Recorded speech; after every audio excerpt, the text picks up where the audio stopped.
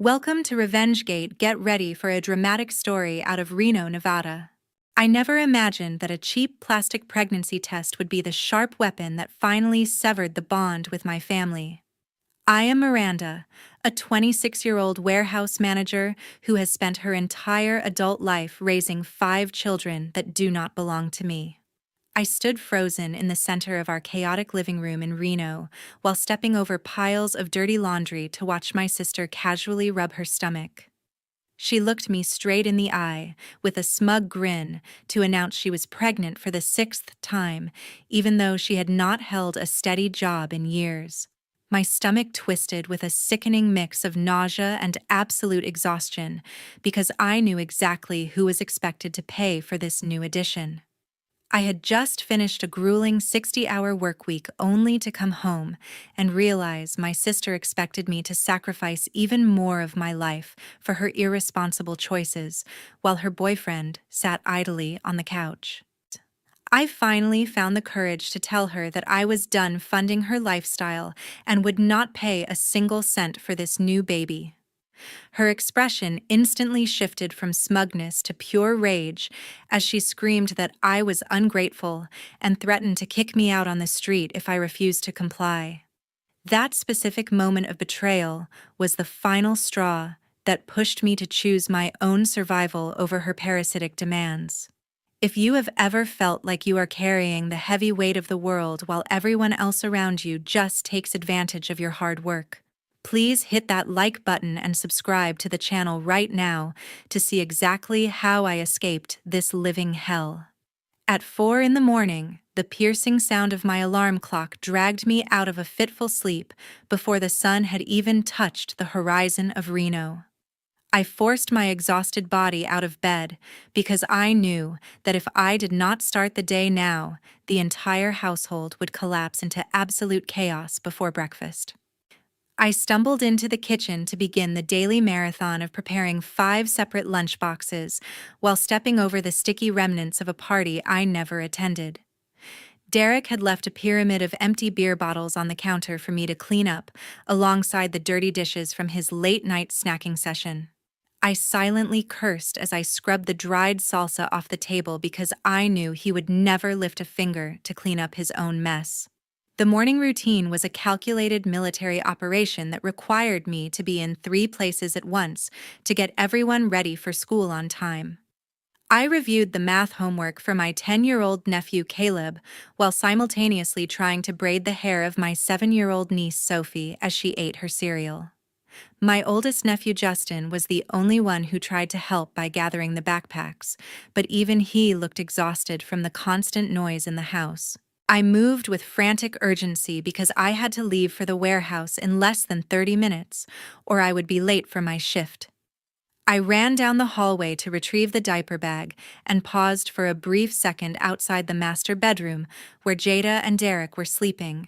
The door was firmly locked to keep out the noise of their own children, while my 4-year-old nephew Leo screamed in his crib just a few feet away. It filled me with a cold resentment to know that they were sound asleep in a warm bed while I soothed their crying toddler and marshaled their older children out the door. I managed to drop the older kids at the bus stop and the younger ones at daycare before speeding toward the industrial district with my heart pounding in my chest. My shift at the warehouse was grueling, but the physical labor felt easier than the emotional burden waiting for me at home. I received a notification on my phone during my lunch break that made my stomach drop because it was a final warning from the utility company. I drove home in a panic to find a bright red shutoff notice taped humiliatingly to our front door because the electric bill was 3 months overdue. I stood on the porch shaking with anger because I had given Jada $600 last week specifically to prevent this exact situation. I found a crumpled receipt in the overflowing kitchen trash can, which revealed she had spent the entire amount on designer maternity clothes instead of paying the bill. I had no choice but to transfer the money I had painstakingly saved for my next semester of college tuition to the utility company to keep the lights on. The day continued to spiral downward when the high school called me just as I returned to the warehouse floor to finish my shift. My 13-year-old niece, Megan, had been caught skipping class and getting into a verbal altercation with a teacher, which was completely out of character for her. I had to clock out early and lose vital hours of pay to sit in the principal's office because her mother refused to answer the phone. Megan looked at me with teary eyes and confessed that she acted out because she felt invisible at home, since Jada only cared about the new baby. I held her hand and promised to do better, even though I was already drowning in responsibilities that were not mine. I dragged myself through the front door at 7 in the evening to find Derek sitting on the couch, watching sports, while the kids complained they were hungry. I immediately went to the kitchen to boil water for spaghetti because it was the quickest and cheapest meal I could prepare after such a disastrous day.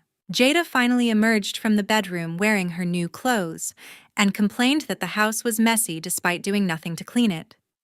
We sat down to eat the pasta, but Derek pushed his plate away with a look of pure disgust after taking a single bite. He told me the sauce was bland and asked why I had not prepared steak since he had a specific craving for red meat that evening. I looked at this grown man who had contributed absolutely nothing to the household and felt a surge of rage that nearly made me scream.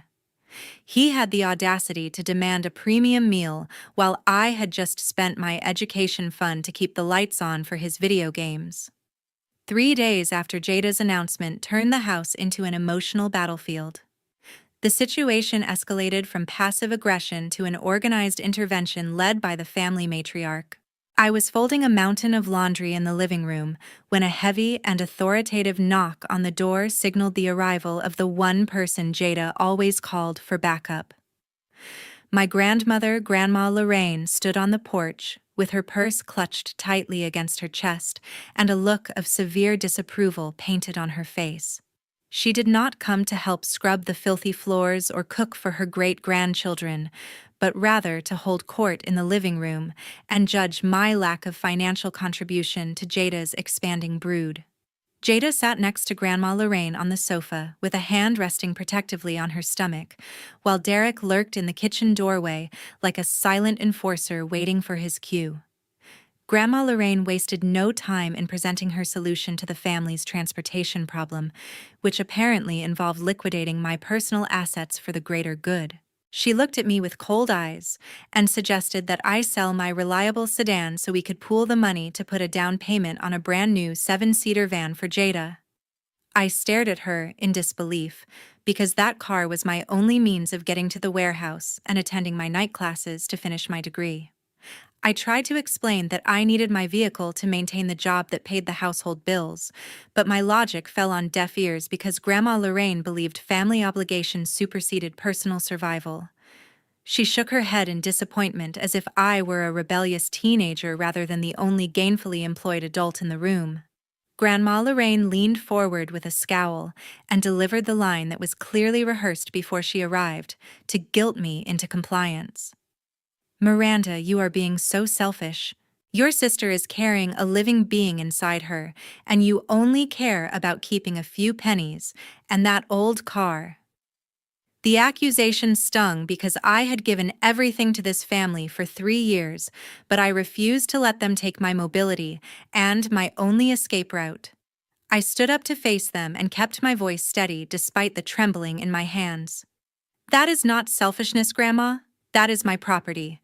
I will not sell my future to pay for Jada's wrong choices anymore." The meeting ended in a hostile stalemate with Grandma Lorraine leaving in a huff while muttering about my ingratitude, but the financial violation did not stop at the demand for my car. I went to my room to calm down and decided to check my bank accounts to ensure I had enough money left for gas after paying the utility bill. That was when I noticed a suspicious email notification from a credit monitoring service regarding a hard inquiry on my social security number that I had not authorized. I logged into the portal with a sinking feeling in my chest and discovered a newly opened credit card account that had already maxed out its limit on a high-end baby furniture website. Jada had used my personal information to buy a designer crib and stroller set while I was at work earning money to keep the lights on in her house. The betrayal felt like a physical blow because this was not just laziness anymore. It was a federal crime committed against her own sister. I felt the walls of the house closing in on me, so I grabbed my keys and drove straight to a small coffee shop on the edge of Reno to meet the only person I could trust. My best friend Tessa was already waiting at a corner table with a look of concern as I slammed the printed bank statement down in front of her. Tessa worked as a paralegal, and she reviewed the fraudulent charges with a sharp professional precision that calmed my racing heart. She explained that Jada had committed identity theft and that I had to take immediate action before my credit score was destroyed forever. We sat there for an hour as she guided me through the process of calling the fraud department to freeze my credit and dispute the charges. Tessa looked me in the eye as I hung up the phone and gave me a warning that sent a chill down my spine. "You have to be careful, Miranda. If they dare to steal your identity once, they will do it again. You need a way out right now." I drove back to the house that evening with a knot in my stomach, knowing that the war had officially begun. I walked through the front door to find Jada frantically typing on her phone because her transaction for the matching changing table had just been declined. She looked up at me with confusion that quickly turned into suspicion when she saw the icy resolve on my face. I walked past her without saying a word because I knew that saving myself meant I had to stop saving her. Exactly 1 week later, the atmosphere in the house was as tense as a string about to snap because the silence between Jada and me had become suffocating. I rushed home from the warehouse not to start my usual second shift of cooking and cleaning, but to intercept the mail carrier because I was expecting a response that could redefine my entire future. I found a thick white envelope stamped with the logo of the largest technology corporation in downtown Reno, sitting innocently in the mailbox mixed with the usual stack of overdue bills. I stood in the driveway with trembling hands as I carefully tore open the seal to reveal an acceptance letter for a paid internship in their systems analysis department. The salary offered in the document was more than double what I currently made at the warehouse, and it included a pathway to a full-time engineering career upon graduation. I felt a wave of pure euphoria wash over me for the first time in years because this was finally my golden ticket out of poverty. I walked through the front door with a genuine smile that I failed to suppress, which turned out to be a tactical error on my part.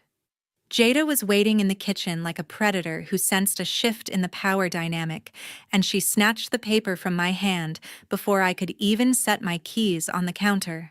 Her eyes scanned the document rapidly while her expression shifted from curiosity to a twisted form of jealousy that distorted her features. She did not offer a word of congratulations or a hug for her younger sister, but instead looked at me with cold contempt as she deliberately tore the letter into two perfect halves. She dropped the pieces onto the dirty linoleum floor and dusted her hands off as if she had just disposed of trash. The ultimatum she delivered next was so audacious that it took my brain a full minute to process the sheer entitlement dripping from her words. Jada announced that I was required to withdraw from my college courses immediately and quit my warehouse job so I could stay home to manage the household. She claimed that with the sixth baby coming, she and Derek needed to focus all their energy on finding suitable employment, which was a lie everyone knew they would never fulfill. Derek was sitting at the kitchen table nursing a soda, and he chimed in with a smirk that made my skin crawl. He laughed at the idea of me working in an office and told me that a woman's place was in the home taking care of the family rather than chasing foolish career dreams. The disrespect in that room was so thick I could taste it, but I refused to let them see me cry over the torn paper. I bent down to pick up the scraps of my future while Jada stepped closer to intimidate me with her physical presence. The air crackled with hostility as she realized I was not going to submit to her demands this time. Jada screamed at the top of her lungs so loud that the neighbors probably heard her through the walls. "You think you are going somewhere? You owe me this house. I need you here to watch the kids so I can rest. If you walk out that door, do not ever come back." I stood up slowly and smoothed out the wrinkled paper in my hand while channeling every ounce of indifference I had left. I looked at the woman who shared my DNA but possessed none of my values and delivered the truth she was not ready to hear. I cold looked straight into her eyes and said, You are right, Jada. I will go. And you will soon realize the price of turning the only person helping you into an enemy. I turned my back on her to walk toward my bedroom, but Derek decided he needed to have the last word to soothe his fragile ego. Derek chuckled darkly and called out, "Come on, little girl. You will not last a week out there. You will eventually crawl back to apologize to us." I closed my bedroom door and locked it, but I did not start packing immediately because I knew they were listening for the sound of zippers or boxes. I waited until the house settled into a deceptive quiet before slipping out to the garage under the pretense of checking the laundry. The garage was dimly lit and smelled of oil, but it was the only sanctuary I had left in that suffocating property. I was startled when a shadow moved near the workbench, but I relaxed when I saw Justin stepping out from behind a stack of old tires. My 16-year-old nephew looked older than his years with dark circles under his eyes and a grim expression on his face. He walked over to me silently and pressed a small battered notebook into my hands. I opened it to see pages of handwritten notes detailing dates and times when he had overheard Jada and Grandma Lorraine discussing plans to sabotage my financial independence. Justin told me that they planned to report my car as stolen if I tried to leave with it, and that I needed to get out tonight before they woke up. I looked at this brave young man who was sacrificing his own safety to protect me, and realized that leaving was the only way I could ever become strong enough to come back and save him. At 12 o'clock that night, when darkness covered the entire suburban neighborhood of Reno, I initiated the final phase of my departure with the precision of a calculated military operation. I moved through my bedroom with the silence of a ghost because I knew that a single creaking floorboard could wake the light sleepers down the hall and ruin my chance at freedom. I bypassed my collection of sentimental trinkets and photo albums because I understood that emotional attachments were heavy anchors that would only drag me back into this toxic environment. I focused strictly on survival essentials by placing my laptop, birth certificate, social security card, and a week's worth of clothing into heavy-duty black trash bags. This was a strategic choice to ensure that if Jada or Derek happened to look out the window, they would simply think I was taking out the garbage rather than moving my entire life out of their house. I crept down the hallway past the master bedroom, where the faint sound of Derek's snoring vibrated through the door like the growl of a sleeping guard dog. My heart hammered against my ribs with such intensity that I was terrified the sound alone would wake the baby sleeping in the nursery. I reached the kitchen door and found Justin waiting for me in the shadows, just as he had promised earlier that evening in the garage. He did not say a word as he grabbed two of the heaviest bags from my hands and led the way to my sedan parked on the street to avoid the noise of the garage door opener. We loaded the trunk in absolute silence under the dim amber glow of the streetlights, while the cold Nevada wind bit at our exposed skin. I turned to look at my nephew one last time and felt a crushing weight of guilt settle in my chest because I was leaving him behind to be the responsible adult in a house full of children. Justin stood there shivering in his thin hoodie with his hands shoved deep into his pockets while he tried desperately to maintain a brave face. He looked at the house that was more of a prison than a home, and then turned his gaze back to me with a maturity that no 16-year-old boy should ever have to possess. Justin stepped closer and whispered urgency into the cold night air. "Auntie, go. Don't worry about us. If you stay here, you will die a slow death inside these walls. I will send you a message if anything bad happens." I reached out and grabbed his hands to squeeze them tightly because I needed him to know that this separation was a strategic retreat and not an abandonment. I looked him in the eye and said, "I promise I will come back to get you and the kids when I am strong enough. But right now, I have to save myself first, so I can save you later." He nodded once and pushed me gently toward the driver's seat before turning back to the dark house to resume his watch. I started the car and allowed it to roll down the hill in neutral before engaging the engine to ensure the noise did not travel back to the driveway. I drove through the deserted streets of Reno with tears streaming down my face, but with a sense of relief so profound that it made me lightheaded. I drove for 40 minutes to the other side of the city to a dilapidated apartment complex that Tessa had managed to secure for me just hours before. The studio apartment was located above a noisy laundromat and smelled faintly of old cigarettes, but to me, it smelled like victory. I dragged my trash bags up the 3 flights of stairs and collapsed onto a bare mattress on the floor without even locking the deadbolt because I was too exhausted to care. The peace I found in that empty room was shattered the moment the sun came up the next morning. I woke up not to the sound of screaming children or demanding adults, but to the relentless vibration of my cell phone dancing across the wooden floorboards. I picked it up to see 99 missed calls and hundreds of text messages from Jada that ranged from confused to apologetic, and finally, to homicidal.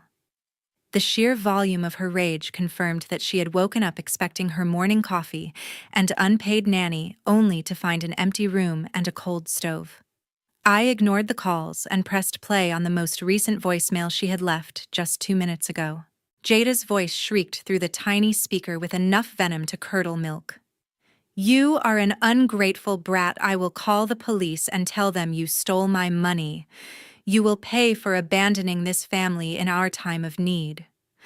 I listened to the threat with a calmness that surprised me, because for the first time in my life, I was not in the room with her to absorb the blow. I saved the voicemail as evidence and then blocked her number before getting up to start my first day as a free woman. I did not know yet that her threat about the police was not just an idle scream into the void, but a promise she actually intended to keep. Less than 48 hours after I started my new life at the rented apartment, the illusion of peace was violently shattered by a chaotic scene straight out of a crime drama. I was sitting on my bare mattress trying to focus on a textbook when the entire room was suddenly illuminated by the strobe light effect of red and blue sirens flashing through the thin blinds. The aggressive pounding on my front door shook the cheap frames so hard that flecks of paint fell onto the floorboards, and my heart immediately hammered against my ribs. I looked through the peephole to see 2 uniformed officers with their hands resting on their holsters, and standing right behind them was a woman who looked like a grieving widow. Jada had somehow convinced the police to let her accompany them to the scene of the alleged crime, and she was currently putting on the performance of a lifetime in the hallway of my building. I opened the door slowly with my hands visible because I knew how quickly these situations could escalate when false accusations were involved. The older officer stepped forward into the threshold, while his partner blocked the exit to ensure I could not make a run for it. He looked at me with a stern expression that told me he had already heard a very convincing sob story before arriving at my address. He wasted no time in laying out the charges that had been filed against me just an hour ago at the precinct. The officer cleared his throat and spoke with a voice that demanded absolute compliance. "Ms. Miranda, we received a report asking for a welfare check on a minor and an allegation that you have stolen assets valued at $10,000. You have the right to remain silent, but I advise you to cooperate." I was stunned into silence for a moment because the accusation was so much worse than I had anticipated. Jada did not give me a chance to respond to the officer before she lunged forward from the hallway with tears streaming down her face. She pointed a shaking finger at me and screamed with such conviction that for a second I almost wondered if I had actually done something wrong. Jada wailed at the top of her lungs while the neighbors began to peek out of their doors. "Arrest her. She is a thief. She took all the money I saved for my children, and she stole Grandma Lorraine's vintage diamond jewelry before she ran away." I took a deep breath to steady my shaking hands and stepped back to allow the officers to see the entirety of my studio apartment. The room was almost completely empty save for my mattress and the trash bags containing my clothes, which clearly did not look like the hoard of a master jewel thief. I invited them to search my belongings because I had absolutely nothing to hide, and I knew that my innocence was the only weapon I had left. The officers began to rifle through my meager possessions while Jada stood in the doorway smiling smugly through her fake tears because she thought she had finally cornered me. The tension in the room was thick enough to choke on until a breathless voice cut through the noise from the open hallway behind Jada. I looked up to see Justin standing there, panting heavily with sweat dripping down his forehead as if he had run for miles to get here. He had likely hitchhiked or taken a desperate Uber ride the moment he heard his mother call 911 because he refused to let me go down for a crime I did not commit. Jada spun around with wide eyes because she had not expected her son to follow her to my sanctuary. Justin walked right past his mother without looking at her and held up his cracked smartphone directly to the police officer's face. His hand was shaking, but his voice was firm as he delivered the evidence that would shatter Jada's narrative. Justin looked at the officer and said, "Mom is lying. Here is the video I recorded last night. Mom hid the jewelry box under her own bed to frame Aunt Miranda." The officer took the phone and pressed play on the video, which clearly showed Jada wrapping the velvet box in a towel and shoving it deep under her mattress while laughing about how she was going to ruin my life. The atmosphere in the room shifted instantly as the realization hit the officers that they had been used as pawns in a family dispute.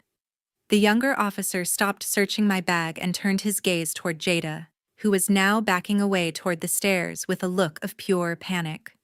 The lead officer handed the phone back to Justin and turned to Jada with a completely different demeanor than when he walked in. He informed her that filing a false police report was a criminal offense and that wasting police resources on a personal vendetta would have severe legal consequences. Jada tried to stammer out an excuse, but her mask of the victim had completely slipped to reveal the vindictive narcissist underneath. She screamed that Justin was a traitor and tried to grab him, but the officer stepped in between them to protect the boy.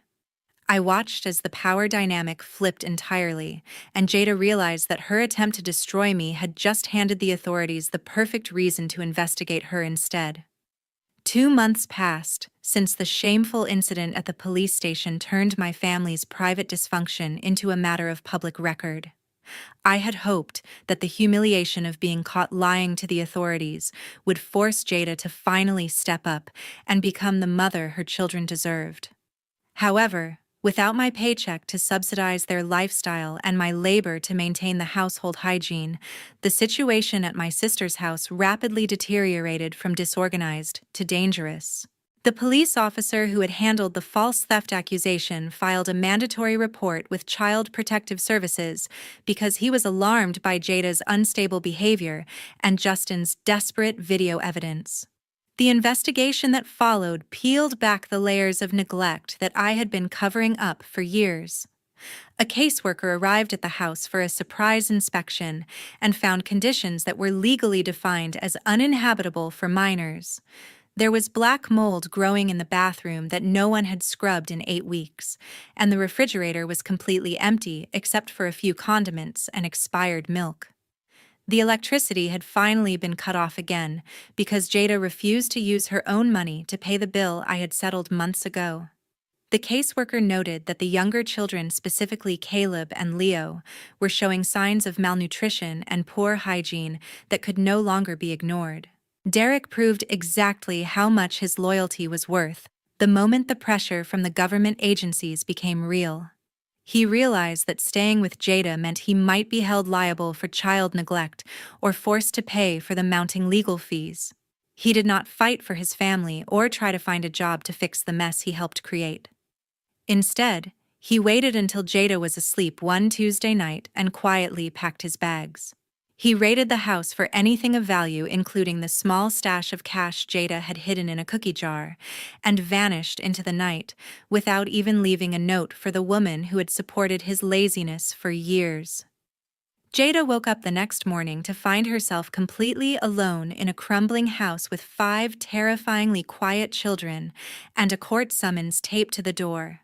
The legal hammer came down swiftly and without mercy during the emergency hearing later that week.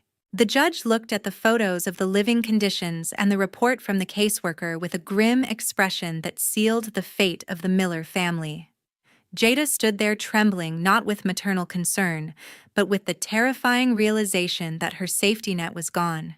The caseworker delivered the verdict that shattered Jada's delusion of control.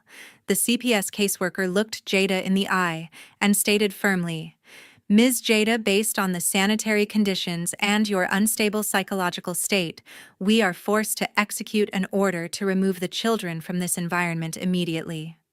The children were placed into temporary foster care, with Justin being separated from his younger siblings, which was the one thing I had tried so hard to prevent. Jada was not only stripped of her custody rights, but also slapped with a sentence of 300 hours of community service and a hefty fine for filing a false police report against me. In a state of absolute desperation, Jada tracked me down to the corporate office where I was completing my internship. I was in the middle of a meeting with my supervisor when the receptionist called to say there was a hysterical woman in the lobby demanding to see me. I walked out to find Jada looking like a ghost of her former self, with disheveled hair and manic eyes. She spotted me and immediately dropped to her knees in front of the security guards and my colleagues, causing a scene that made my face burn with embarrassment. Jada grabbed the hem of my skirt and wailed loud enough for the entire floor to hear. "Miranda, I beg you, please tell them you will pay the rent. Derek left and I cannot lose the kids. You are their aunt." She was trying to weaponize my love for the children one last time to save herself from the consequences of her own actions. I looked down at her and felt a profound sadness, but the guilt that used to control me was gone. I knew that giving her money now would not bring the kids back. It would only prolong her dysfunction. I stepped back out of her reach and delivered the final verdict on our relationship. "I raised them for 3 years, Jada, but you never acted like a real mother. This is the consequence you have to carry. I will not save you this time." I turned around and signaled for security to escort her out, leaving her sobbing on the marble floor while I walked back to my desk to continue building the future she had tried so hard to destroy. 6 months later, I stood on the top floor of an office building in Las Vegas, watching the neon lights flicker to life against the darkening desert sky.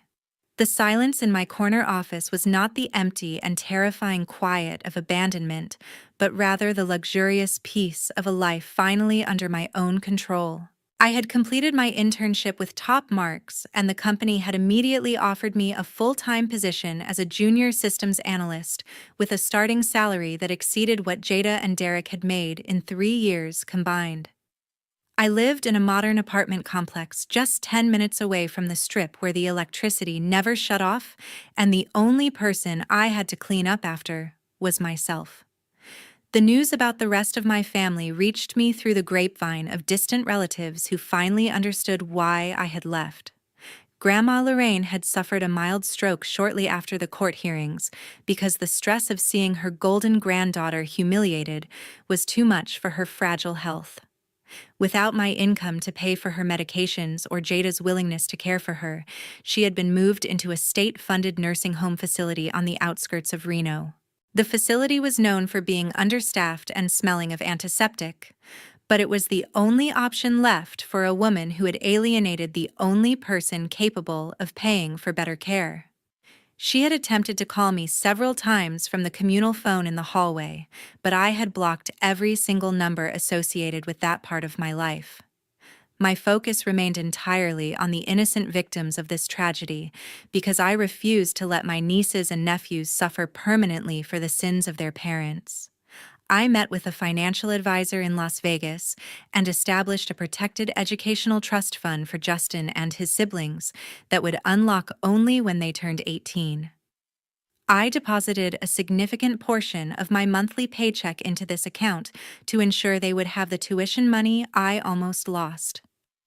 The legal terms of the trust were drafted with absolute precision to ensure that Jada could never access a single cent of that money for her personal use. Justin was currently living with a foster family that actually encouraged his academic interests, and we exchanged emails weekly where I promised him that his future was secure as long as he stayed in school. The most satisfying closure came from knowing exactly where Jada had ended up after the dust settled on her destroyed kingdom. She was currently working the night shift at a 24-hour laundromat in a rough part of town to pay off her court fines and community service fees. I imagined her standing there under the flickering fluorescent lights, folding the dirty underwear of strangers, while her back ached from the manual labor she had always felt she was too good to perform. She looked 10 years older than her actual age, with gray hairs sprouting prematurely and deep lines of bitterness etched around her mouth. She was finally living the reality of a single mother with no skills and no support system because she had burned the only bridge that ever led to stability. I turned away from the window and picked up my leather portfolio to head into a meeting with the senior executives who valued my input and respected my boundaries. I caught my reflection in the glass of the conference room door and saw a woman who was no longer tired or afraid or burdened by guilt. I smiled at myself because I had walked through the fire of family betrayal and emerged on the other side as polished steel. I had reclaimed my name, my credit score, and my future from the people who tried to steal them. The elevator doors opened to reveal my colleagues waiting for me, and I stepped forward into my new life without looking back. This story serves as a stark reminder that shared DNA is never a valid justification for tolerating abuse or exploitation from the people who are supposed to love you. True family is built on mutual respect and support, rather than manipulation and parasitic demands that drain your spirit. Sometimes the most loving thing you can do for yourself and your future is to establish an unbreakable boundary and walk away from those who refuse to value your worth. Thank you so much for accompanying Miranda on this difficult journey from being a victim of family exploitation to becoming the architect of her own freedom.